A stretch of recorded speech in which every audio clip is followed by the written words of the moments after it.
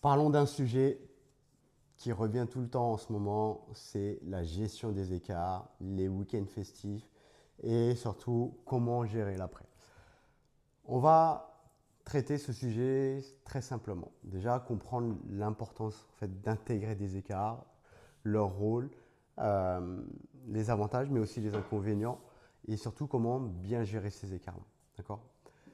On parle souvent de cheat meal, de repas joker, d'écart entre guillemets. Alors c'est des termes que moi j'aime pas du tout parce que nous on a une vision très simple dans notre accompagnement, c'est que on ne fait pas un régime, on n'est pas dans une prison dorée, on est vraiment dans un objectif en fait d'apporter ce que son corps a besoin, euh, autant en termes de qualité, autant en termes de quantité et surtout en fait de comprendre que la flexibilité fait partie en fait de notre quotidien. Déjà, ce qu'il faut comprendre, c'est que les écarts sont inévitables. On a de la sollicitation, que ce soit sur la vie pro, la vie perso, la vie familiale, la vie sociale. C'est quand même très compliqué aujourd'hui de dire à quelqu'un, bah non, je suis ma diète parce que j'ai un objectif de perte de poids ou de remise en forme. Même les sportifs de haut niveau font des écarts. Aujourd'hui, on accompagne des boxeurs, donc des pros, euh, et régulièrement, ils m'envoient des messages en me disant, bah voilà, ce week-end j'ai fait un écart, c'est le dernier, machin, etc. Et moi, je leur dis tout le temps, c'est pas dramatique. Eux, ils ont un enjeu de poids parce que ils combattent à des catégories, en fait, à une certaine catégorie. S'ils font pas le poids, c'est-à-dire que s'ils sont pas dans une tranche, par exemple, bah là, il y en a un qui combat en moins de 63 kg 5. S'il ne fait pas moins de 63 kg 5, en fait, il ne peut pas combattre. Donc, l'enjeu pour eux est là. Mais pour quelqu'un de lambda, entre guillemets, comme toi et moi, le poids, c'est juste un indicateur ou, comment dire, c'est juste une donnée qu'on va interpréter qui va faire qu'on va se sentir bien ou pas bien dans son corps. D'accord. Donc il n'y a pas d'enjeu majeur, sauf vraiment pour les personnes qui sont en obésité, les personnes où il y a un risque pour la santé. Et encore. Tout ça pour revenir au fait que les écarts sont inévitables et qu'il faut les intégrer. Comme je dis souvent, il y a deux types d'écarts. Des écarts qui sont voulus et des écarts qu'on subit. Lorsque c'est voulu, c'est facile à gérer. Principalement, moi, quand on me demande à quel moment on va les placer, je préfère les placer en fin de journée, sur le repas du soir. Ce n'est pas forcément ce qu'on entend tout le temps, mais c'est vraiment la meilleure solution. Par exemple, le vendredi soir, samedi soir, dimanche soir, peu importe. Parce que déjà, ça ne va pas vous prendre toute la journée. Si vous faites la même chose le samedi midi, il y a des chances que ça traîne tout au long de la journée et qu'en fait, ce petit écart, enfin ce cheat meal, entre guillemets, se transforme en cheat day. Et là, ça peut être plus problématique parce que finalement, on passe de un à 2 repas, voire 3 repas si vous passez la journée avec vos copains, par exemple. Alors que sur le repas du soir, bah voilà, c'est le repas du soir, on va se coucher, le lendemain, la journée démarre. Et généralement, on a ce truc de dire, ok, bah la veille, je suis sorti un petit peu des clous, je me recadre aujourd'hui et c'est ok. Donc par rapport en termes de timing, plutôt en fin de journée. Ensuite, les bonnes actions, enfin en tout cas les bons gestes à avoir dans la journée. Pas besoin d'anticiper sur les jours précédents, hein, mais juste sur la journée, c'est de se dire ok, bah, je sais que ce soir je vais manger un petit peu plus. Je vais peut-être réduire un petit peu mes quantités sur les repas d'avant. Je ne parle pas de diviser par deux. 10-15%, ça suffit largement.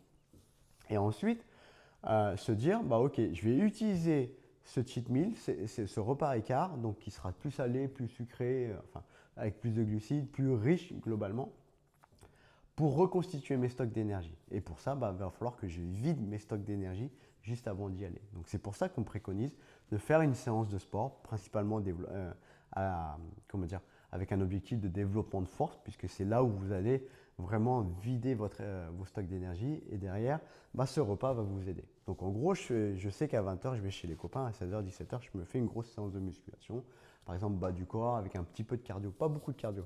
L'erreur, c'est vraiment de se dire, ok, je vais aller courir alors que ça va apporter surtout de la fatigue et du stress. Au final, ça ne vous servira pas. Alors qu'une grosse séance de musculation, plutôt bas du corps, qui va être énergivore, va être bénéfique dans le sens où, bah, voilà, je vais aller chez les copains, je vais pouvoir manger, je vais reconstituer mes stocks. Et de savoir ça, vous verrez que vous n'avez pas du tout culpabilisé. Vous allez vous dire, bah, en fait, ce que je fais, c'est bien. Ce repas me sert. Ok.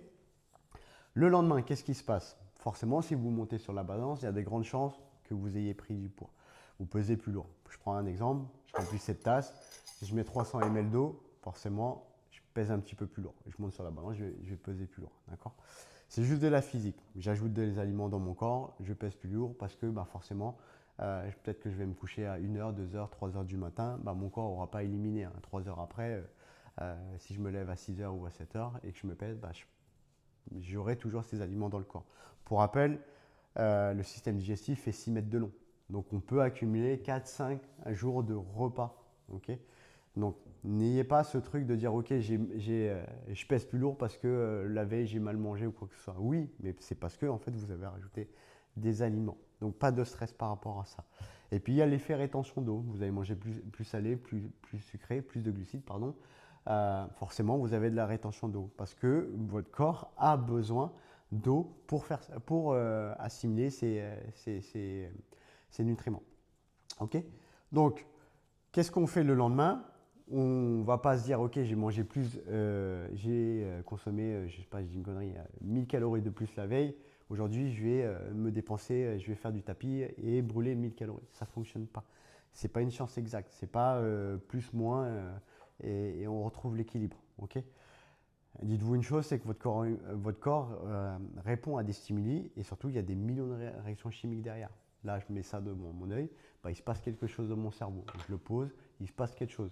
Je bois, il se passe quelque chose. Donc je ne peux pas venir compenser simplement en disant bah, j'ai juste à faire ça. Par contre, on peut forcément faire des choses. Ce qu'il faut comprendre, c'est que le lendemain d'un repas plaisir, d'un cheat meal, peu importe, vous allez avoir de la fatigue. Donc votre système digestif va peut-être fonctionner au ralenti, il y aura plus de difficultés. Donc votre objectif à vous, c'est de l'aider à mieux digérer. Aider votre corps à se remettre. Donc la première chose, c'est bouger. Ne restez pas inactif, activez-vous, faites des choses sans grosse fatigue. Hein. Allez vous promener, sortez jouer avec les enfants, etc. Buvez beaucoup d'eau pour éliminer l'effet rétention d'eau. Je sais que c'est contre-intuitif, mais plus vous allez boire, plus vous avez activé ce syndrome de H2O, et plus vous allez éliminer, et mieux ça sera. D'accord? Donc, et puis après, en termes d'alimentation, il n'y a pas besoin de compenser. Si vous êtes déjà dans notre accompagnement, votre plan de diète fera le travail. Donc, vous reprenez une alimentation normale. Hein. Et ceux qui ne sont pas dans notre accompagnement, faites en sorte en fait comment dire, de répartir un petit peu, de réduire un petit peu sur 3-4 jours. De 100 calories, 150 calories. C'est peanuts, hein, pour donner une indication, une banane c'est 90 calories, c'est 90, 100, 120 calories. Donc c'est vraiment réduire légèrement juste pour revenir à un état d'équilibre. Okay. Donc beaucoup boire, beaucoup marcher et manger normalement et vous verrez qu'à 24-48 heures après, tout sera revenu à la normale. La gestion en fait des repas plaisir, des écarts, c'est avant tout dans la tête, d'accord. La façon dont vous allez percevoir cet écart-là va conditionner les jours suivants. Donc si vous êtes du genre à dire bah je regrette, j'aurais pas dû, machin, etc. Enlevez-vous ça de la tête parce que si vous fonctionnez comme ça, vous allez chercher à compenser les jours d'après. Donc vous allez peut-être mettre un peu plus d'intensité dans vos séances, vous allez peut-être faire des trucs en plus, etc. Alors en soi c'est très bien, mais si vous n'êtes pas capable de maintenir ça dans le long terme, ça va créer de la frustration, vous aurez un sentiment d'échec, vous allez revenir au point de départ. Par contre, si vous avez compris que en fait, cet écart-là apporte de la fraîcheur mentale, vous avez passé un bon moment et puis ça peut relancer votre métabolisme en fonction de là où vous en êtes, en fait, vous avez compris que ça fait partie du processus, que ça ne va pas vous ralentir et surtout, au contraire, ça va faire en sorte que vous allez tenir dans le temps. Et c'est ce qui fera que vous ne reviendrez pas au point de départ. Donc, c'est deux visions totalement différentes qui feront qu'il y en a un qui va échouer, il y en a un qui ne va pas échouer. Donc, faites en sorte que ces moments de convivialité vous servent. Donc, rappel, une petite séance de sport avant et puis tout se passera bien. Okay. Les principales erreurs que je vois sur les lendemains, super important, c'est de se dire je vais aller faire du cardio, je vais aller courir, je vais faire une séance de musculation, je vais chercher à compenser. Ça ne fonctionne pas. Au niveau de l'alimentation, c'est pareil. Je vois beaucoup de personnes qui vont jeûner. Alors, je suis OK pour le jeûne, mais uniquement sur les repas type Noël. Ça fait 3 jours, vous vous gavez, etc. On peut aider le système digestif à évacuer en arrêtant de s'alimenter. D'accord? De toute façon, on a des stocks, mais c'est dans le seul cas. Si c'est juste parce que la veille, vous avez trop mangé, vous êtes ballonné, etc., activez-vous, vous verrez que ça fonctionnera très bien, mais n'arrêtez pas de vous alimenter. Donc souvent, c'est le jeûne, la recherche de compensation qui ne fonctionne pas. Et après, derrière, c'est accepter que ça fait partie du processus et tout se passera bien. Si vous avez des questions, n'hésitez pas. Vous m'envoyez un message, que ce soit sur Instagram, YouTube, en WhatsApp, peu importe. On discutera. Si vous n'êtes pas à l'aise sur ça, il y a tout un travail de coaching mental à mettre en place. Et vous verrez que lorsque vous avez compris l'avantage d'intégrer des repas plaisir, vous arrêterez de culpabiliser et surtout vous en servirez au bon moment et ça vous permettra d'avancer.